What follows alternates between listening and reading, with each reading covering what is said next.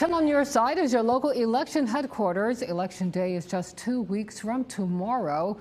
So far, more than 1 million Virginians have already cast their ballots. It comes as more localities open up even more places to vote early.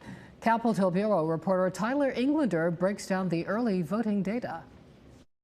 Despite the fact that more than 1 million Virginians have already cast their ballot, the number of people voting early in the Commonwealth this year is down considerably from the same time in 2020. Data compiled by the Virginia Public Access Project shows that as of Sunday, just over 1 million Virginians have voted early ahead of the November election.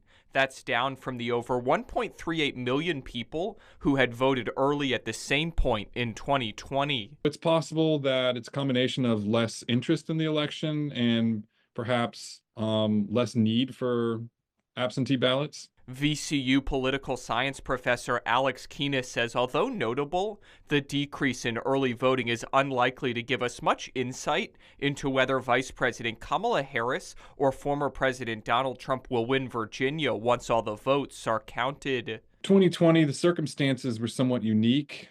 In 2020, there's a global pandemic. People were isolating at home.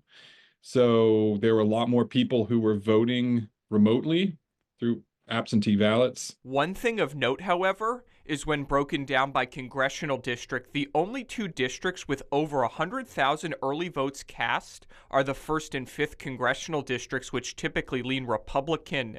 However, Keenis says with expanded early voting only in its second presidential election cycle in Virginia, it's too early to draw any conclusions. We're still waiting to see if there are any trends, because it's relatively new. So it's hard to know exactly what it means, but more and more people will be casting their ballots as Election Day approaches. So the number will increase. Several localities across Virginia are opening up satellite locations this week to make it easier for Virginians to vote early. You can find those locations by calling your local registrar's office or visiting the Department of Elections website. In Chesterfield, I'm Tyler Englander.